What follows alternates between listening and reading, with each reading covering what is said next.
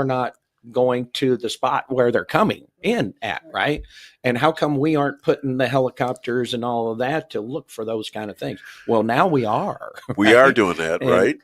And I think they're going to. I think at one point or another they're going to declare a war. But right now, as Pete Hegseth says, every time one of these boats comes in, we're risking the lives of 250,000 or whatever the number is, 30,000 Americans, because they're carrying fentanyl and they're carrying the white stuff. What is that, honey? Yeah. I'm talking. Yeah. Well, cocaine maybe. Cocaine. Yeah. Well, so I think it's all white. I don't know. I'm not. I don't. Well, partake it's in it, all, man. especially the fentanyl is very, very disturbing, and it really does kill a lot of people, especially young people. Well, right, and then there's the unintentional contact and not somebody trying to satisfy an addiction. But we had a deputy sheriff right here on I-44 who had to be Narcan twice before they got him back to the hospital. Yeah. And all he did was stick a sample spoon into a bag, had gloves on, stuck the sample spoon in there, and that was able to aspirate enough of it that he unintentionally breathed it in. And they had to Narcan him twice. Now, think about the micro nanometer, grams of whatever it was he ingested and did that to him. And so there was a story here. I can't remember what state. I think it was California, where an 18-month-old baby was playing on some playground equipment and had incidental contact with somebody who had been taking fentanyl, who had also touched that, and it ended up dying because of it. Yeah. That's how tiny amounts of this stuff. Exactly. So you got a bag that's the size of your average sandwich bag of this stuff. You could kill a lot of people. Let the Democrats have Trump arrested, all right? And all it shows is their connection to the cartels.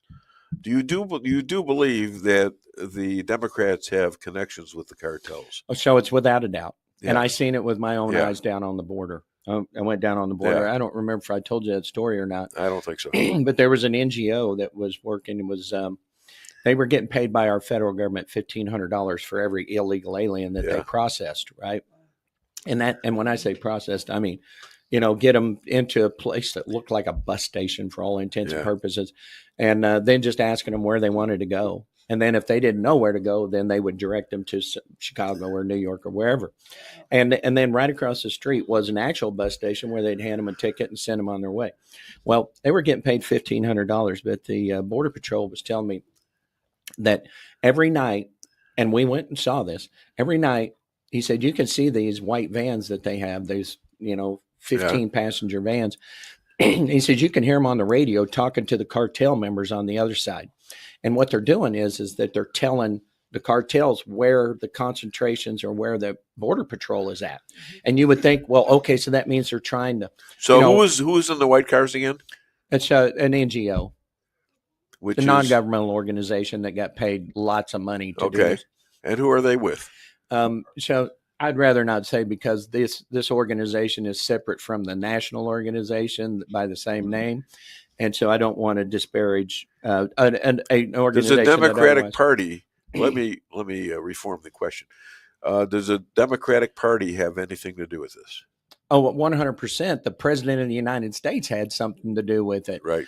And so what they would do is I'd say, oh, okay, so that means they'll just move the illegal aliens. Was Obama involved in this?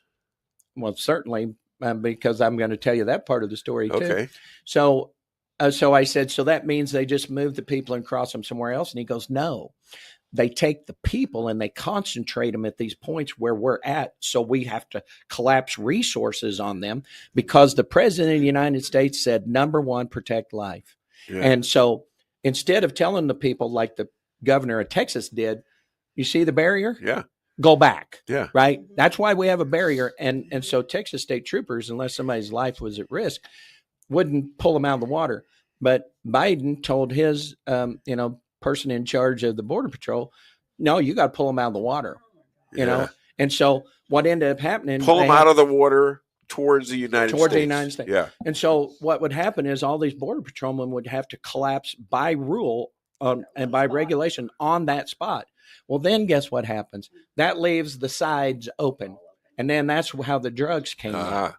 And so they were just using these people as basically just stalking horses, right? Yeah. Well, so on a little further point on that, so there was this big, huge fence, right? This is in McAllen, Texas. And there was this one spot where there was an electric gate where the farmer who farmed the bottom field there between the river and the gate and the fence, he would use that. And, he had the special code and all that. But right next to that fence was a 150-foot wide open piece in the fence. So he comes up there and he's talking to us. And I said, so why didn't they just finish this piece of fence? And he goes, oh, it was finished. He said the Biden administration took out this 150-foot stretch. And I said, why? Because they had the gate. And he goes, come here at 10 o'clock tonight and you'll find out why. Yeah. And did you? Yeah. Well, so no, we didn't because we had to leave town. Yeah. But he said it's just a steady stream of people coming through that 150-foot gap. And so I said, well, why don't they just put it back? And he goes, well, they tore it down. So if they're tore it down, they're not going to put it back up. And so it's obvious what the game plan was there. So those were the things that were going on. So no matter what you thought was going on down at the border, it was 10 times worse than even your worst nightmare. It had to be. Yeah. And I'm surprised there's not more complaint from those who lived in that area or live in that area. Yeah. So